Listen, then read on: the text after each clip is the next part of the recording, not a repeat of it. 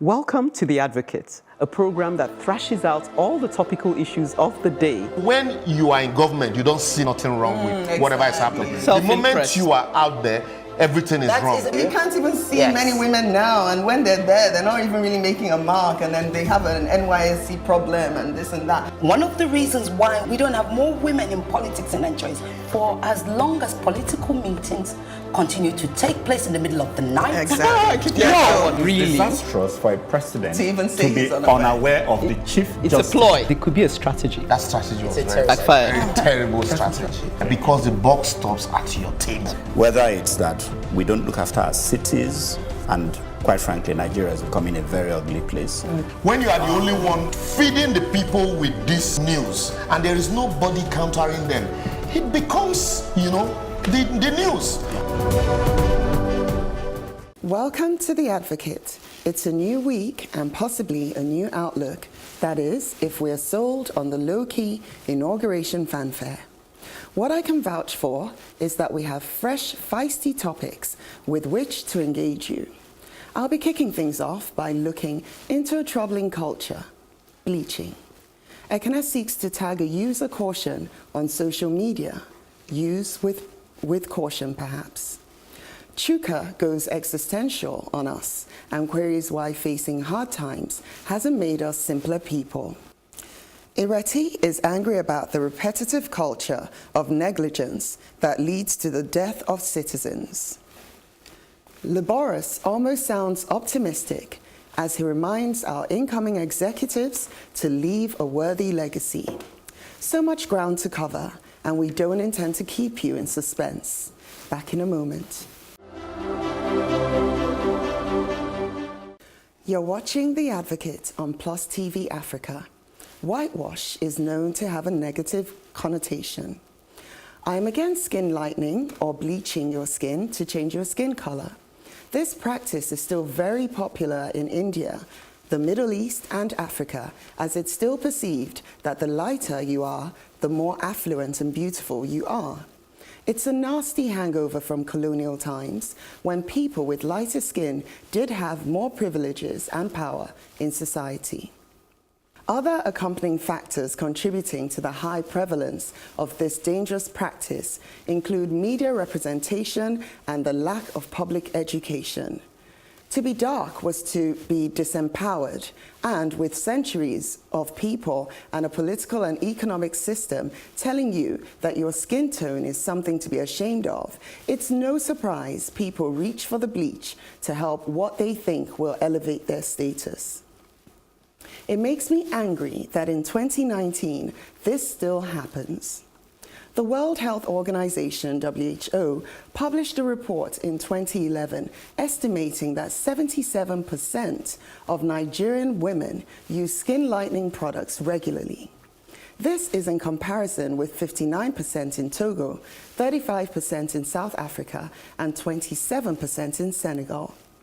In fact, bleaching products are reportedly the fourth most sought-after household items by African women, alongside essentials like soap, milk, and tea. It is big business. So how can we change this culture that not only damages our skin, our health, and our self-esteem? Do we join countries like Rwanda and Ghana and ban all skin bleaching products? Or do we start by putting in place proper regulations to ensure we have only safe products on our shelves, whilst working on changing the culture through awareness campaigns and education on the dangers of this practice? The media and entertainment industry need to be involved to effect a change in narrative and perception. Major cosmetic brands have a role to play in how certain skin colors are represented in the media. Not too long ago, the popular cosmetic brand Nivea was publicly chastised for putting out an ad that fostered the fairer is better agenda. These brands have a responsibility to change the false narrative that has been entrenched in the minds of many and reinforce the fact that black is beautiful. I agree. Black is beautiful. I had to get that one in. Yes. And Even just though, to say, even though you're fair, right? yeah, But no, I mean, well, naturally fair. sometimes I wish I were we're not dark darker, skinned. darker. Do you really? Seriously, Do you know sometimes. that's No, part of the problem as well? No, I will look forward to hearing what you have to say. But let me just make yeah. this point because I knew she was going to talk about bleaching. Somehow, when I came across, I saw this massive poster just beyond Echo Bridge going towards Mushi, and it said Ivory, your skin, your identity. I've seen that. And they have so, I don't know what they've done to expose Light. the photo. This ebony skin girl now looks like something else. I'm like, Yes. your skin, your identity. Why are you calling it Ivory? Why not call it ebony? It's just Yes. such a contradiction. What is Ivory? The brand name of Of something? soap, I think. soap. Oh, well, it's a coincidence. They brand probably or started whatever. off business as Ivory and then are now doing And became- posters that have to do with color. Remind us. But the thing is, I think it's very complex. The 2 points I want to make, though, is that you can't deal away with bleaching unless you deal away with weave-on. It's one and the same it's the thing. same? Just But that, weave-on hang on, doesn't let me harm finish. One is cancerous, the other is not. Sorry, one is potentially cancerous, the other is not. The other is almost not, what's that word? Harmless. It's harmless. Yeah, but you see, But can I it's- just it's- say one Sorry, thing this before is you his carry point. on? Hold on, no. Yeah, because You know, that's one. Two is that I don't think it's simply that we don't want to look like Oyibo people really deep down. Even the weave-on thing, which essentially is like having like Oyibo hair. I think it's very complex how Half we of got India's here. got no hair left, have they? You know? Yeah, no. Peruvian and but I Indian. like where he's going The with reason that. I like what you're saying, but the reason we have a problem with bleaching over weave-on Weave-on, yeah. is because of the damage it does cause, Absolutely, to your health, to Yes. your skin, Yes. and we also want to understand what is the mentality, Which is where the behind- weave-on links to it, though, Uche. That's where Because the the weave-on weave-on- is saying that there's the a weave-on is not a psychology that permanent we are change. I know, but still, But what because is it's a feeding the mentality need thing. to look like? If you try to remove one, the other will pull it Yeah. back because they go together. That's Well, what I I'm don't know that interested they in. go No, together. they may, because They why do. do you I'm want looking at Liborous because he's thinking, I ain't got weave on. I'm not Not bleaching. bleaching. No, because the other day, sorry, What am I, so if I say anything, Ireti will attack me that I'm no, Uche, let me make Let me this just point. make it clear Yes. where I'm coming from so that you can make your point. Yeah. The reason I've raised bleaching is not, I don't have any problem with people adding whatever. I'm only raising it because there's a health issue Yes. attached to it. But so that's the only reason why, sorry, why I'm Liborous, bear coming with on me. it. I will say this, No, and I know. I really hope not to say more, Yeah. unless I'm really triggered. But the point I'm making is that the weave-on thing, the psychology behind the weave-on is Yes. similar to the psychology behind the bleaching. Bleaching, And so the two, if you Is what I investigate believe it, Chuka you is investigate saying. it, you find that why are people wanting to look like something that is not true to their original identity? There's a kind of colonial, you want to be, you feel that beauty is enshrined in looking like this white person. people. Yeah, because I saw two very dark-skinned people, and both of them had this long hair straight. It looked really strange to me. Yeah, At but what are you point will now that become talking normal? about weave-on? Weave-on. Or no, Quickly. weave-on. Natural looking for weave-on me- or straight looking weave-on. for me, They're different. I The know. solution to all of this is very simple. You can't take weave-on away. No, it's here to stay. It's here to stay. You can't. Yeah, Of you course, take can't. weave-on. What are you going to do is a White people do weave-on, black people You do can't. weave-on. Everybody does weave-on. That one is Even a the big industry, type so of it's hair men that do weave-on. Uche is carrying now, Africans are selling it to Europeans Exactly. and Americans. Yes. So that you can't take away. But bleaching, you can use through the Ministry of Health and the regulations, also regulate the content of this cream to ensure that it's not harmful to the skin. And that's what civilized societies do. What's the content, what's the chemical content of this body cream that you are pushing into the market? The same way we regulate alcohol, what do you call it, wine, cigarettes. and food products. If you are producing tomato paste, for example, now the regulatory body would ensure that the content of those tomato paste are consumables. then help you, But that's we also need to beam our searchlight on body creams, so that, because some people, whether you like it or not, also, some of these companies intentionally push these narratives, to the market. You have some brand, if you have pimples, once you put it, it kills it. Forgetting also that it will lighten your skin. Yes. And then you probably don't understand that, it's an adolescence, period that sometimes some of these things will have to break up. So there's need for, government regulation, you know, on all of this. If you don't do that, you can't To support what Liborous is saying is actually that there is actually a government regulation against, all the time you were speaking, I kept trying to remember the chemical, that bleaching chemical. Glutathione or something. No, ammonia. There's a particular one which actually all over the world. I've forgotten. I wrote one down. Hydroquinone. Hydroquinone, that's the word. But, so to support what you're saying, there is, but you know, Nigeria, nobody ever listens, etc. Hydroquinone actually has been proven to be related to skin cancer. But the glutathione is what you say. Now, you can have injections. Yes, you can actually, it's glutathione where you can have injections that actually blocks your skin from going darker. Yes. So I'll use myself as an example, as I've said before. I've gone darker with age. Naturally, that's what you should do. When you're born, you're yellow and you go. Right. I've also gone darker since I moved to this country. However, what you find is, you can't say it now. You know, you guys say, because I come in without makeup. I have melasma, which is caused by sunburn, etc. But actually, you have it in your skin. Sometimes the sun triggers it off, or it doesn't. Okay. I could have taken that glutathione to actually stop that from happening, but I choose not to. And I think this is where I support what Chuka is saying, is that mentality of confidence, that mentality of thinking that, how will I be accepted? Look at you and I with our hair. And I didn't actually do this on purpose. I didn't even think of your topic. I just felt like I'm going to have my hair out today. I can't be bothered to do a head tie.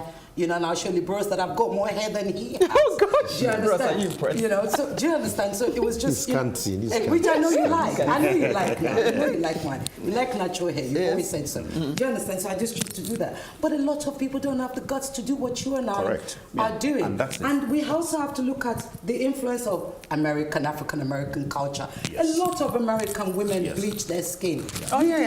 Most of them do. A lot of American superstars. A lot of Asians. Asians we know. Latinos, big Filipinos. Time. But there are also laws, so we can't separate all of that thing. If you go back, there were also laws that prevented dark-skinned people from doing what light-skinned people could do. Yes, if you go back to slavery, which I raised, where the whole mulatto, you know, the mixed race, and more people are having more mixed race children. So it's almost like, you gotta be light to be. Because now they have half caste. They have, that's what they call it. No, I'm not trying to be PC right here. The product is called half caste. No. Yes. So like if you want to get the look of a half caste person or mixed race person, being born light skin is not a curse. Being born light skin, it's fantastic. Your natural skin is your natural skin. For me. No, I said earlier that I wish I were dark skin. No, but before we but it's only because don't wish. Sorry, no. Let me explain. I know I didn't want to come in. We're gonna have to round up. But I just wanted a quick, vote here. It's important. Do we go the route of Rwanda and Ghana and just ban all skin products, skin bleaching products, or do we still black market? So, but we've got to do something like protective legislation, regulation, the content, enforce it. Okay. All right. Well, we're all about getting at the root of things. Ekene continues to peel back the layers after the break. Welcome to The Advocate, a program that thrashes out all the topical issues of the day. When you are in government, you don't see nothing wrong with whatever is happening. The moment you are out there, everything is wrong. You can't even see many women now, and when they're there, they're not even really making a mark, and then they have an NYSC problem and this and that. One of the reasons why we don't have more women in politics in Nigeria is for as long as political meetings continue to take place in the middle of the night. Exactly. Really disastrous for a president to even say to be unaware of the chief justice. It's a ploy. It could be a strategy. That strategy was very terrible strategy. Because the buck stops at your table. Whether it's that we don't look after our cities, and quite frankly, Nigeria is becoming a very ugly place. When you are the only one feeding the people with this news, and there is nobody countering them, it becomes, the news. You're watching The Advocate on Plus TV Africa. The more unconscious we are of its workings, the more potent seduction seems to be. I work in the media industry, so I ought to know, right? However, I know you will agree that today, no matter your area of work or specialization, Most of us are social media animals by virtue of the age we're in. Just visualize it. You're celebrating that special birthday or anniversary, and even before the cake is cut, or before you unpack your overnight bag and settle down to some one-on-one romance with your beloved, the world must be in on it. It must be me, my love, and the world, or it somehow loses its value. What's the harm in that? I hear you ask. Sharing your experiences with others. You're striking poses and uploading memories even before they're captured in your heart, in our hearts, before they have value to us. We're being seduced by the Photoshop life. What's the harm? We lose the value of the private moments. We're in danger of becoming superficial people, of deluding ourselves. Research data tells us that social media users grew by 320 million between September 2017 and October 2018. That works out at a new social media user every 10 seconds. That's how influential the medium is. One study out of the University of Pittsburgh found a correlation between time spent scrolling through social media apps and negative body image feedback. Those who had spent more time on social media had 2.2 times the risk of reporting eating and body image concerns compared to their peers who spent less time on social media. Another small study of teens ages 13 to 18 from the UCLA Brain Mapping Center found that receiving a high number of likes on photos showed increasing activity in the reward center of the brain. Essentially, since it feels good to be liked, it's no surprise that by association, herd mentality is big on social media. In other words, social media has the strong capacity of artificially shaping social behavior and validating the delusion. The remedy? An inexhaustive list. Each person is different, but this might jumpstart the process. Deliberately spend quality time outside social media and discover yourself. Resist the urge to overindulge on the net. Embrace the beauty of life, warts and all. Life must not be picture perfect. This is primarily a revolution of the individual, so let's privately and individually sign up to the movement. Let's resist the seduction of the make-believe life. Hashtag living the real life. Well, you know, when I read have this, some points or of when I heard disagreement. this, I have to say, well, let me finish. Lots of points of disagreement. Okay, I don't know. I really thank God that I was old enough when social media came out. You had known yourself. Yes, I'd known myself, because I'm sorry, I can't even fall into any of this. I especially once they started bringing out photoshopping and all of that. That's the reason why I'm not into Instagram. And, you know, obviously Facebook caught up and they started having their own, you can now edit pictures. I think from the moment you could, everybody could edit their pictures, that's when I kind of like lost interest in what I was seeing on social media. I have a friend who on social media, she's so slim. She looks amazing on social media. And then Filter, and I thought she had really worked Photoshop. hard on her body and everything, only for me to bump into her at some function, you know, like, and she's huge. She's, you know, so I was like, whoa, okay, you know, and she's getting like 300 likes per picture and everything.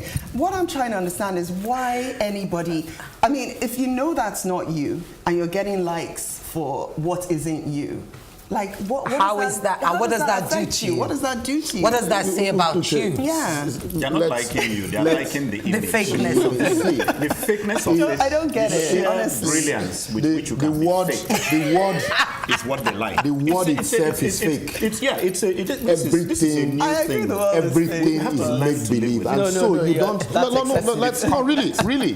We just talked about makeup, And bleaching. weave on, bleaching. It's make believe, Yeah. and so now you have a phone in your hands.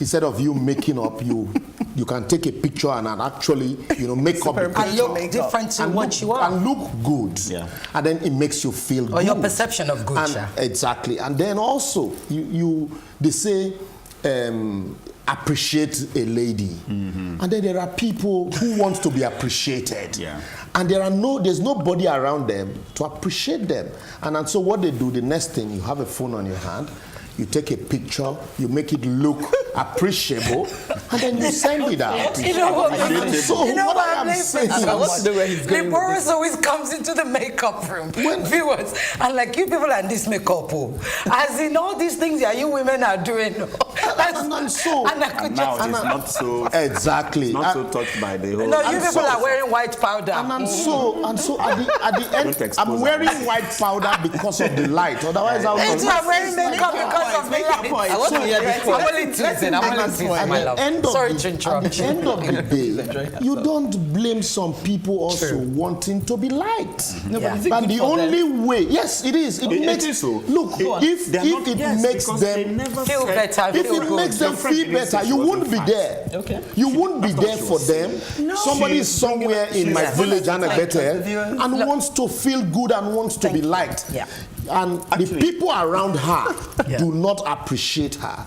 And then she takes a photograph. Liborous. And then the next day you hear, you people don't even value me. But look at me, everybody's liking my picture, and so it makes her feel good. Who knows? And she They goes might to start bed valuing her, happy. even as she is real. No, the but can I real even her. ask Liborous a question? Yes, What ask me. happens to such people when suddenly you don't like them? You know, some people become suicidal because Look, they're let me tell hanging you. on to that Let me validation. tell you one that happened recently. Somebody called me all the way from Owerri to say, send me her picture and said, "Do I look fat?"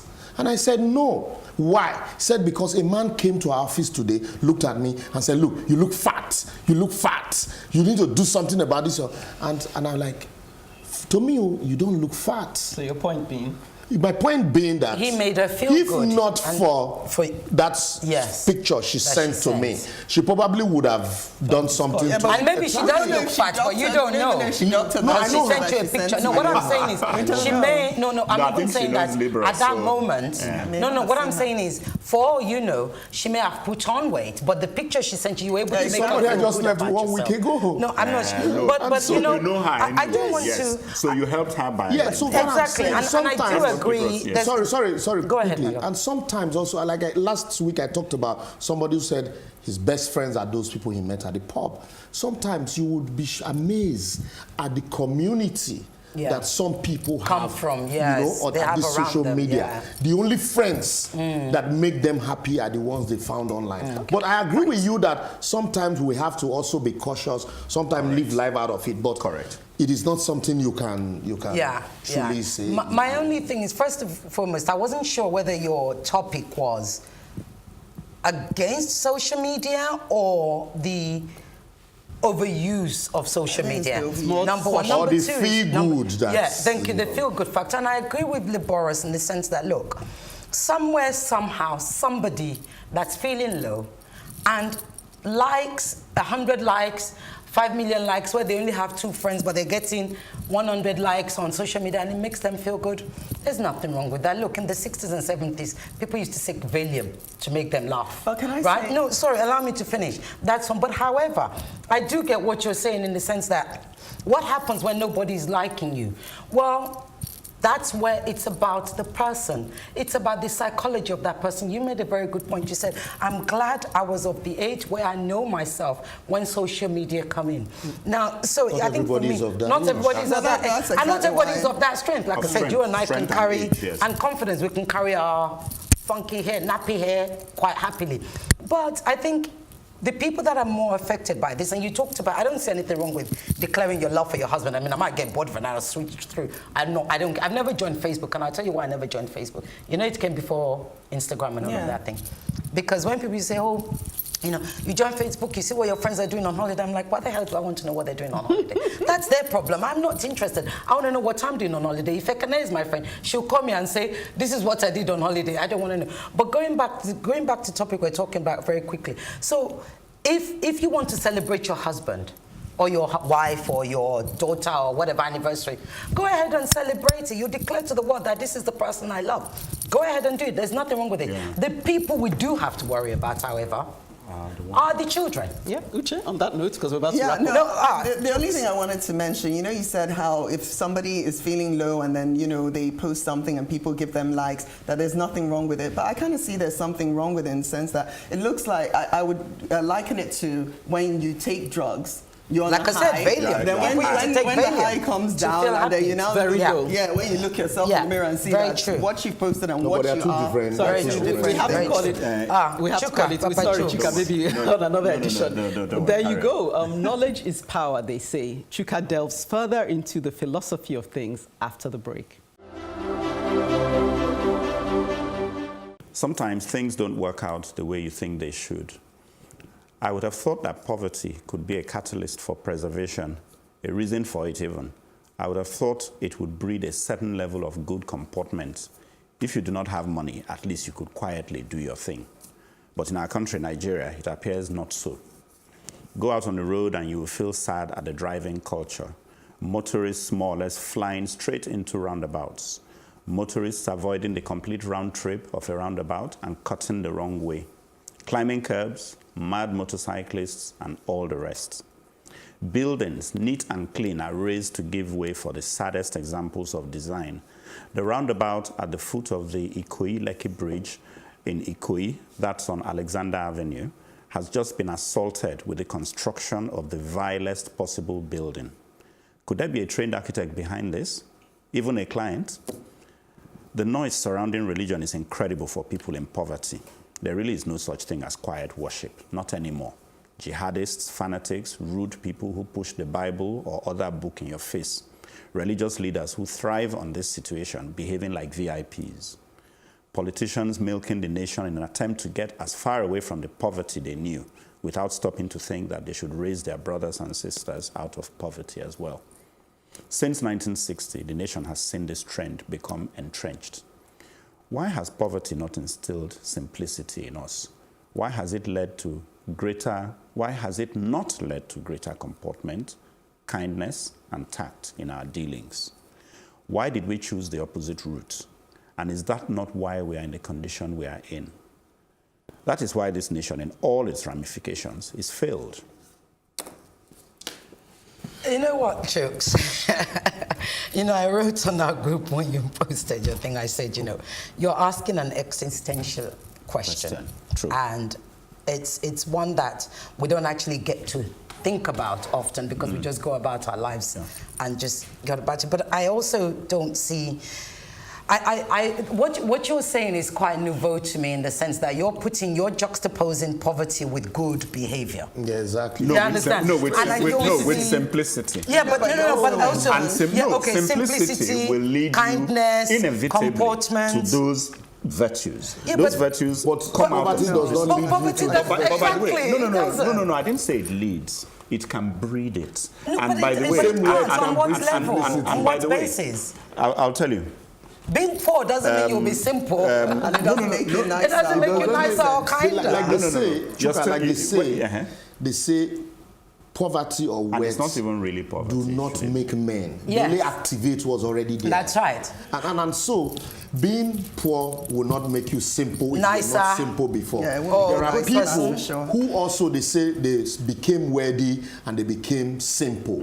Or they became worthy and they became rude. Yeah. It depends on the what's person already that you in are. you. Yeah.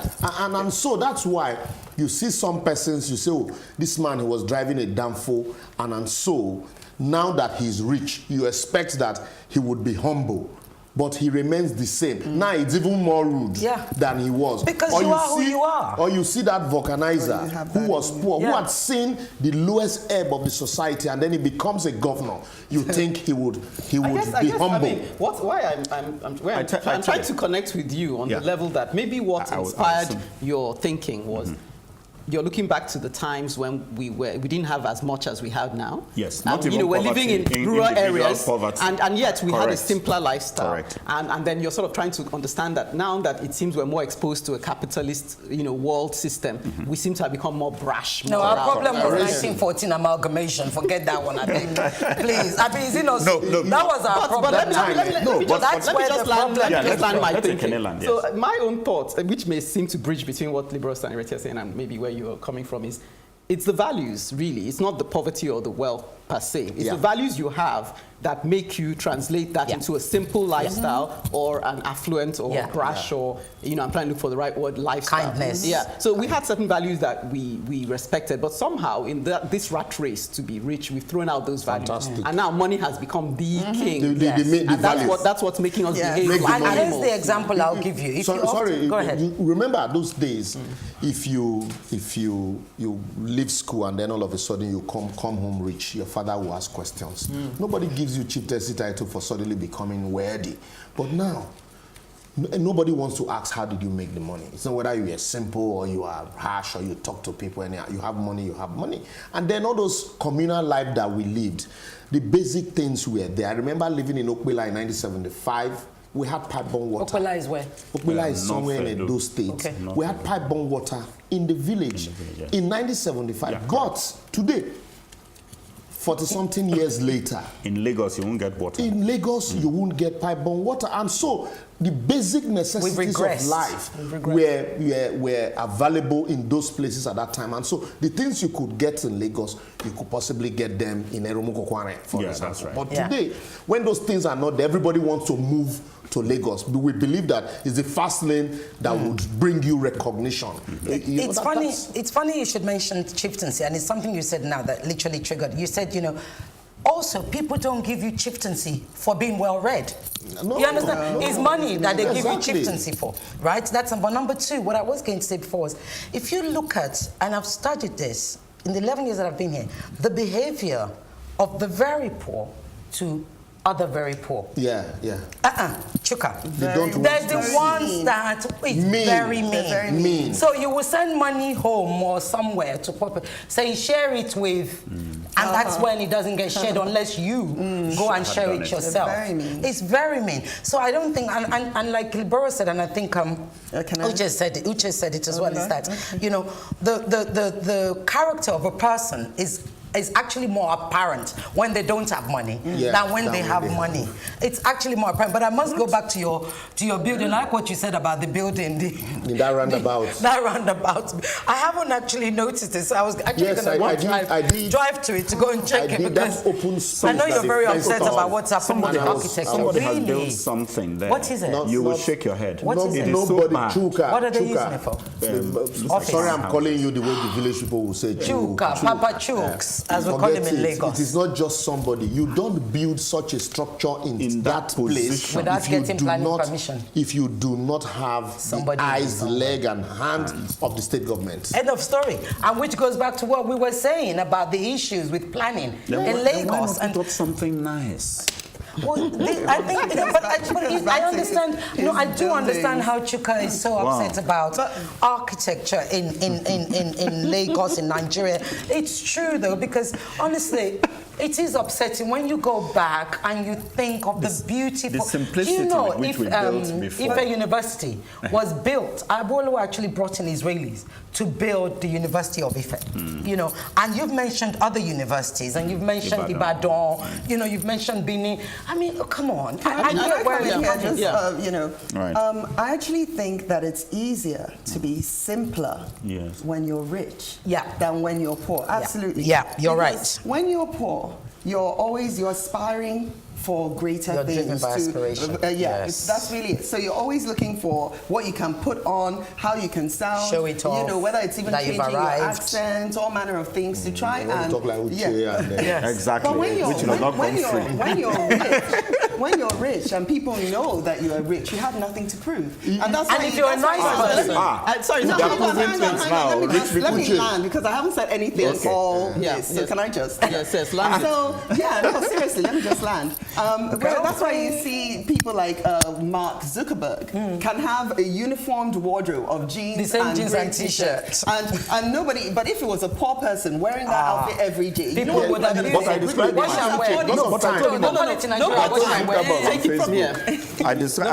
told Zuckerberg on Facebook that he was wearing the same shirt. But he won't care. He needs to get himself a new color. So, nothing like some simple rubbing of minds on an issue. Now, to hear your thoughts on our advocacy. On the matter of legalizing abortion, Chinemerem Onwuleri has a lot to say. This is one difficult argument to win. I think society is lazy about the problem. In my opinion, both pro-life and pro-choicers are correct in their arguments. The reason why abortions shouldn't be illegal is because illegal abortions lead to the death of girls and women. That adds to maternal mortality and makes pregnancy dangerous. Now, it should be illegal because the innocent child should not be killed. The child has done no harm. Now, here's the issue. Many mothers genuinely cannot carry their babies to term for all sorts of reasons. Why can't society leave who is right or wrong and discuss how to help mothers carry the burden of pregnancies, wanted or unwanted, but especially unwanted? If we say we hate murder, can we do all that is right to take care of the custodian of the precious child? Legislating and going to sleep is inadequate. Women go through a lot and should be part of the decision-making setup for legalizing or criminalizing abortion. Men are too comfortable deciding and hence are unable to see reasons why some want to be able to decide for themselves, since society does not care except to moralize when in truth they don't care. Also on the same matter, Omola has this to say: you speak the truth. We cannot condemn one aspect and don't deal with the issue. It's easier to ban and crack down than to sit down and implement a well-thought-out plan. Don't stop speaking the truth, even in the land of the hypocrites. On abusive relationships, Lizard Girl simply gives a power to the people fist. I guess that means go girl. As always, your comments amplify our advocacy. Keep them coming in our social media platforms. On Facebook, Plus TV Africa, #TheAdvocateNG. Or on Twitter and Instagram, @Plus TV Africa, #TheAdvocateNG. And remember to catch up with previous broadcasts. Go to plustvafrica.com/theadvocate. Now for a quick break, after which Ireti will pepper things up for the enemies of the state. Welcome to The Advocate, a program that thrashes out all the topical issues of the day. When you are in government, you don't see nothing wrong with whatever is happening. The moment you are out there, everything is wrong. You can't even see many women now, and when they're there, they're not even really making a mark, and then they have an NYSC problem and this and that. One of the reasons why we don't have more women in politics in Nigeria is for as long as political meetings continue to take place in the middle of the night. Exactly. Really disastrous for a president to even say be unaware of the chief It's justice. a ploy. It could be a strategy. That strategy was very terrible strategy. Because the buck stops at your table. Whether it's that we don't look after our cities, and quite frankly, Nigeria is becoming a very ugly place. When you are the only one feeding the people with this news and there is nobody countering them, it becomes, the news. You're watching The Advocate on Plus TV Africa. Time to vent, pure and simple. And I'm calling this death by corruption. As a Nigerian living in Nigeria, there are many stories and occurrences that infuriate, anger and discombobulate me daily. But the last time my vexation meter rose to this nth degree was the kidnap of the Chibok girls. Today, I dedicate the privileged access of this platform to the memory of 26-year-old Adewura Latifat Bello and others like her who have met with premature deaths at the dawn of their lives. On the 15th of May this year, news broke that Adewura was missing. A graduate of accounting, Adewura had called her sister on the way home from work to inform her that she was almost home. That would be the last time our family would ever speak to her. Last Sunday night came the devastating and gut-wrenching news that Adewura's body had been found in a canal in an area called Cement in the Yanokpaja axis of Lagos State. So what happened? While close to home on that fatal Wednesday, Adewura hopped on a commercial bike known as Okada. For our viewers watching abroad, please note that we are currently in the raining season in Nigeria. So although sporadic, we've still had occasional storms. Unknown to Adewura and the biker, ahead of them in the dirty flood waters they were trying to cross was a death trap in the form of an uncovered manhole. They fell in. Whisked away by the water current, Adewura would meet her demise. There is no doubt in my mind that Adewura was killed by selfishness, fraud, wickedness, greed, sloth, gluttony, and ultimately negligence. Like many Nigerian children, her life was cut short by a total lack of care, abandonment, and woeful neglect. She was killed by Nigeria and her successful federal and local government since independence. Adaora was killed by corruption. I wish I could say her death would serve as a lesson to ensure such a tragedy doesn't befall us again. But you and I know that would be a blatant lie. Today, I mourn for all mothers, fathers, aunties, and uncles. I mourn for all those whose relentless and tenacious spirits have been stolen by this country. I mourn the ghost of futures truncated by a repetitive and habitual culture of socio-political serial manslaughter. For goodness sakes, I want answers. Someone has to pay. We cannot continue to stand by while those in power continue to play Russian roulette with our lives. Surely, enough is enough. I'm done with asking, pleading, voting, campaigning, and protesting for better leaders. Today, my demand is simple. If you can't do the job we appointed you to do, the very least you can do is to stop your murderous actions. Too right. Too right. I mean, this reminds me of, you know, these containers that keep falling on the bridge. That keep falling on other vehicles and killing people on a regular basis. And yet nothing seems to be done. You know, only, I think it was a month ago, or maybe slightly more than that, just across the road from me, so much commotion, only to find that a container had fallen on a car, which had like 3 or 4 people in it, and they all perished. Oh, gosh. And is anything going to be done by... It's serial manslaughter. You know, what's going to happen? Nothing. Nobody gets... nothing. Nobody loses their jobs. Nobody loses their job, nothing. So, I mean, I think what we're looking for now is that somebody has to pay. Because if people don't pay, nothing gets done. And then we'll just carry on. So, absolutely. I mean, I just really don't have anything to add. But I really feel hopeless, helpless, because I feel like this is just something that continues to happen all the time. When you say someone has to pay, clearly, I mean, like some of the reasons Ireti gave in her write-up tell you where to point the finger at. But however, you know, when I was thinking about it, I'm not even sure how to add all these things together. You have, I was discussing it with some of my colleagues, and they say some of these local boys come and take away the covers from the manholes. So we read. Even then, to melt it down, and you know, they leave them exposed. That's another one. The other one that occurred to me is that we also take risks with our lives. I'm not saying that that justifies the government not doing their part, because definitely you have to hold them primarily responsible. But yesterday I was driving, and this lady at a roundabout juncture, she was running across with the baby in her arms, and I'm thinking, any one of the cars coming could kill you. Why are you taking this risk? You see motorbikes going in opposing direction. I just try to think, that motorbike guy, that time of night with the flood waters, should he really have done that? You know, because apparently they had to fish him out. He survived, barely. But she was carried away. So the story goes like that. So why do we take those risks? You know, the government don't care enough to look after us, and we don't care enough. In other parts of the world, but it's a government. There is a government. But we're more exposed here. No, because for example, you have a canal that doesn't have a barrier. Because of corruption. If you think about it, we were debating it earlier. Since 1960, all the abuse that's continued to happen to this country, the constitution that continues to let the people down. You can't say, like Liborous was saying, the system and the people are not divorced from each other. Okay? So if people, is a conditioning, there's a physiology and the psychological aspect to it. Why is it that people feel they have to cross? Why is it that nobody's ever been taught, nobody's ever been taught zebra crossing in Nigeria? Why is it that those overhead bridges are way far from each other? This list is endless. Because nobody knows, understands So what are you saying? I'm trying to understand. What I am saying is, ultimately, look, we human beings, we're fallible, right?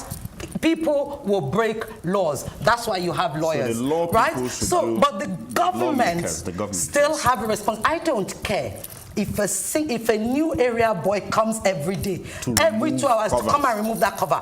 The council should have known that was a problem and should have done something about it. The other angle I'm coming at you from is that while we're campaigning, let's not blame there's a point there I'm making. While we're campaigning for government to do their part, which we need to keep doing, we also need to take care of ourselves and not take unnecessary risks. Like this morning, I know that sometimes I take the risk of texting and driving. I shouldn't. You're in traffic.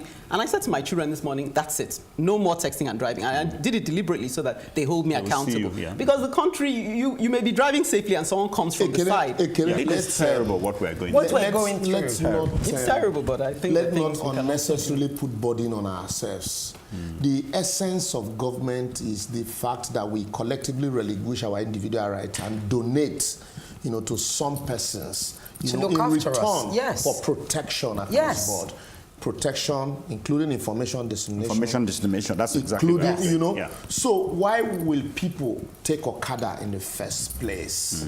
If they could get to their house. Of something. Yes. Better public transportation. Exactly. And why should there be flooding in those areas if you have proper drainages? They will blame people that how people don't flood the canals. But if it's an offense to flood canal and you have used certain persons as example, nobody will do that. If it is an offense when you steal government properties and create manhole, and then you use persons as example, nobody will steal. And for as long as we continue to pay our taxes, go and clean that canal when we create excuses I'm not against for them, holding government accountable. and so that's why you see government at the local level is dead in Nigeria. Yes. And Local so you government. find the state government will take that responsibility, and when they know they cannot, in all honesty, deal with it.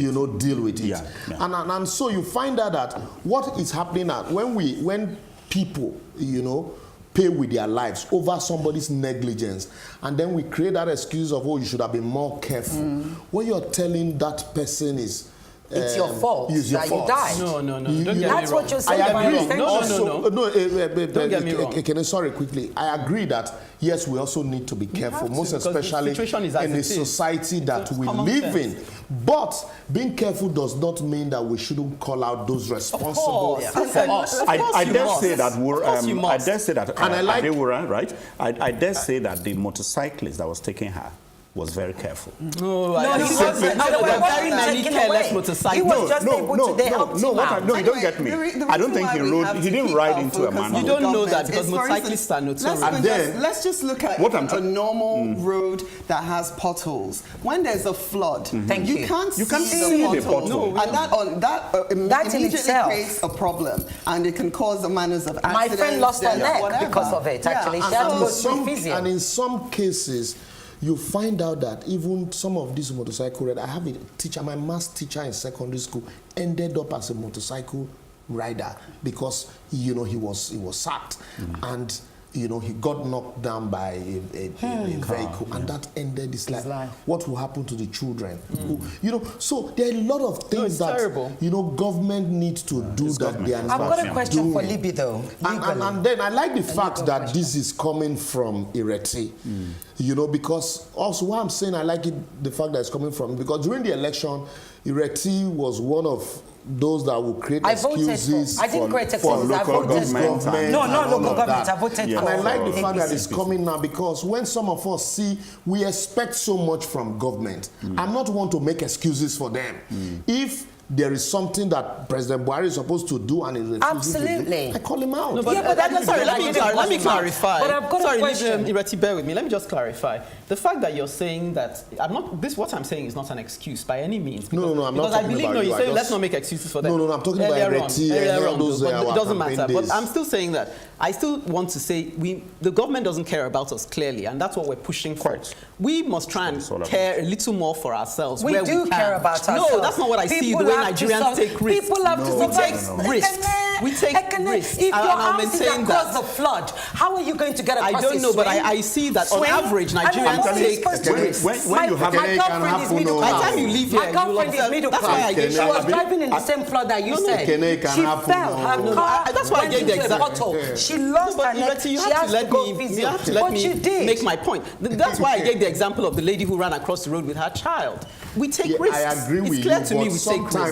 No, it happens to the best of us. Chapter 2 of the Constitution, these are the fundamental objectives and directive principles of state policy. Because these rights are not justiciable, you find out that government just looked the other way. But what government did, what the courts did in India, it took somebody who to approach the court, and the court said, look, whether they are justiciable or not, you owe that person, you know, a right. And so since that right had been breached, you need to pay damages. Thank you. Yeah, exactly. Yeah. Okay. Yeah, well, yes, that was, it was emotive for all of us. And irrespective of what Chuka said, I know she feels just as passionate as I do about what's going on and what's happening to our citizens. Anyway, if we don't say enough, then who will? After the break, Liborous looks to the future, I would say, with cautious optimism. Is there such a thing in Nigeria? You're watching The Advocates. Let it not be said that things fell apart for lack of a town crier. So today, I want to take the position of a town crier. If you don't want to be forgotten as soon as you are dead, either do things worth writing or write things worth reading. It's a phrase I've often repeated time without number here. Not because it's our motto, but because it always reminds me of leaving a legacy in whatever I do. May 29, 2019, so many governors in Nigeria bowed out of office. Apart from Governor Akinwumi Ambode of Lagos State, whom his party, the All Progressive Congress, APC, refused to give the party's ticket for a second term in office. Most of the other governors that have bowed out have served 8 years of 2 terms of 4 years in office, like Oyo State and others. Like my brother Chuka will say, judge because you will be judged. So apart from the rhetorics and political speeches, what legacies are these governors leaving behind? Why some will be remembered for the many promises they made but delivered on less, others will be remembered for services to their people and humanity. At least somebody must remember them for something positive or negative.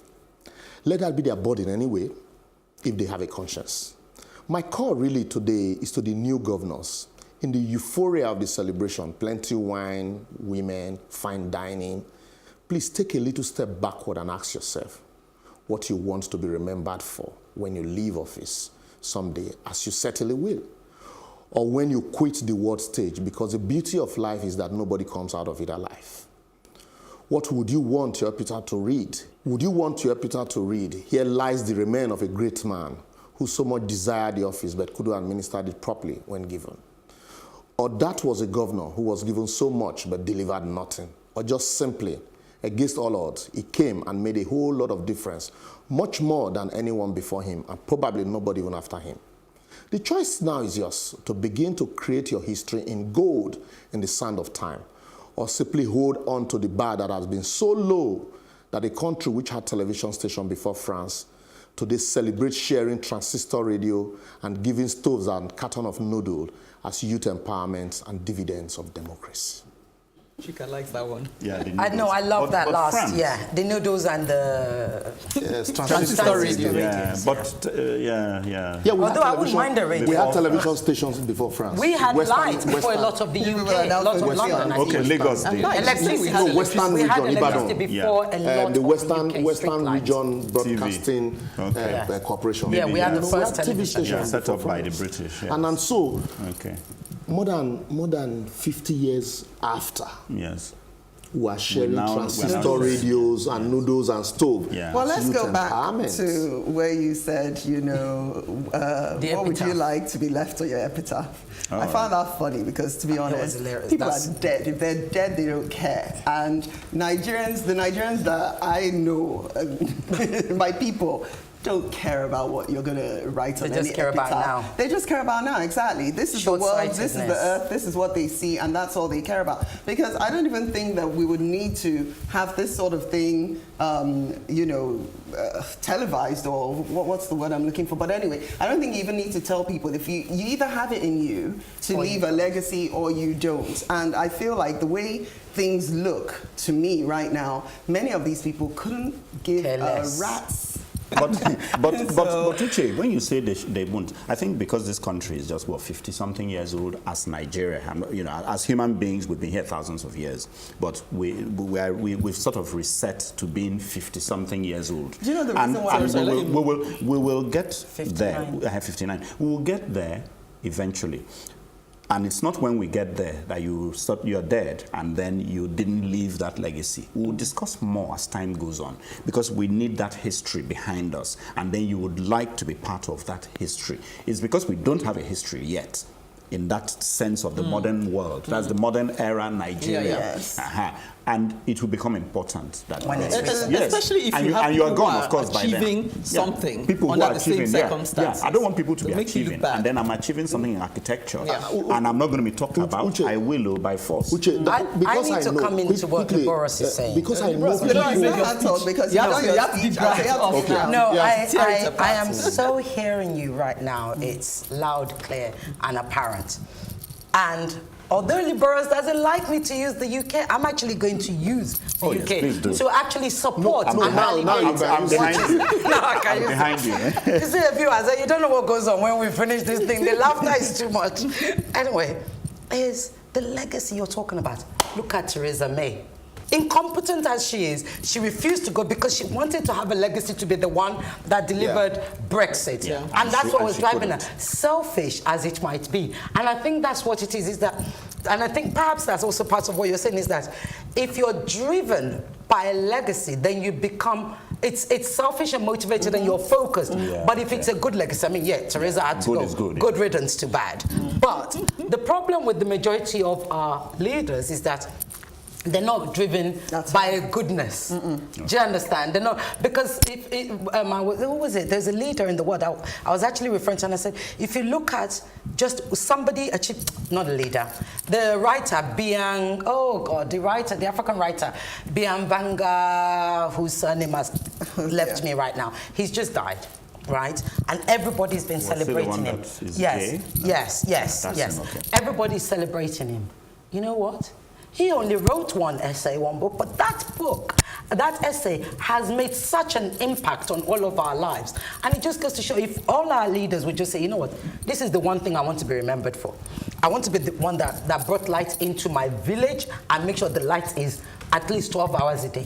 Achieve it. But the thing is, like Sanwo-Olu just wrote, and we shared it on our group, how many does he have? He got to 20 deliverables in 4 years. In a country that we can't deliver one. I wanted to grab that and then take it to a courthouse and just have an affidavit. Can we get it signed? Yeah, because Boris Johnson is now facing up to saying that 350 million. Look at what's and he was just saying it in campaign. But it was a lie. But now, he's got to answer it in court. When I heard what Liborous had to say, I was just thinking, who were you addressing it to? Clearly, you were addressing it to our leaders. Yes. I'm thinking, but those ones are not listening. They don't care. No, it's all of us. But the leaders, they're not listening to us. But we have to keep saying it. Let me finish. Gingering up everybody. Yes, exactly. That was questioning. Let me land the point, so I'll be satisfied that I did. Okay. So conversely, I thought, well, even if those ones are doing deaf ears, the rest of us can at least individually think, okay, am I driven by any legacy? And just do some introspection. And how does my life position itself behind that legacy and so on? So in that way, the message won't fall on deaf ears. That's really why. And for me also, you find out that not just the governor or the president, because amongst them you have advisors, special advisors, undal advisors, secretaries. Just might listen. Also, these people sometimes, they say the governor won't listen. But when you sit back and ask yourself, what would I want our administration to be remembered for? Right. And that's why I just didn't end about leaving office. Yes. I talked about death also. Because someday you will leave, and what would you want to be remembered for? Today we talk about Chief Obafemi Awolowo, we'll talk about Professor Ambrose Ali, we'll talk about Alhaji Lateef Jakonde. So how much of these governors that came into office in 1999 to 2003 do we remember? Some of them are still alive today, and they probably are feeling bad that look, I had the opportunity, I didn't leave a legacy. That's how Obasanjo is feeling now. And so let's also, those that are going in there. I don't like him. He's got a few that he can actually take off. Yeah, I know, but he's still. But do you know why Obasanjo will get a few? Let's even Obasanjo will get a few and leaving a legacy. Obasanjo will get a few because people that came after him have been disaster. Yes. And that's the point. So that's why. Somebody said yesterday. The bar has been so low. That is somebody said said yesterday, one of is all to the spur anybody on, spur any of these leaders on to do good when the bar is so low that if you even just manage to pay 50% of salaries, you know, you be clapping for yourself. However, I think that in reality, we must differentiate between doing your job and a legacy. I'll tell you one thing about legacies. Okay. Legacies involve your galvanizing others. Yeah. The Kenyan you just mentioned, yes. He wrote only one book. If you know but more that about essay him, that's not why he's a legacy. His legacy is that he took his own time, his money, his mind, and he was everything, generous to writers and did so many along. There was a Nigerian who learned from him and won a prize at international level. Well, you see, everybody wants us to leave legacy. Do your job while we do ours. We'll continue to play our parts. Don't neglect to play yours also. Keep dropping your comments on our social media platform. On Facebook, Plus TV Africa, hashtag The Advocate NG. And on Twitter and Instagram, at Plus TV Africa, hashtag The Advocate NG. Together, let's keep advocating for a better society. Bye. Bye. Welcome to The Advocate, a program that thrashes out all the topical issues of the day. When you are in government, you don't see nothing wrong with whatever is happening. The moment you are out there, everything is wrong. You can't even see many women now, and when they're there, they're not even really making a mark, and then they have an NYSC problem and this and that. One of the reasons why we don't have more women in politics in Nigeria is for as long as political meetings continue to take place in the middle of the night. Exactly. Really disastrous for a president to even say to be unaware of the chief justice. It's a ploy. It could be a strategy. That strategy was very terrible strategy. Because the buck stops at your table. Whether it's that we don't look after our cities, and quite frankly, Nigeria is becoming a very ugly place. When you are the only one feeding the people with this news, and there is nobody countering them, it becomes, the news.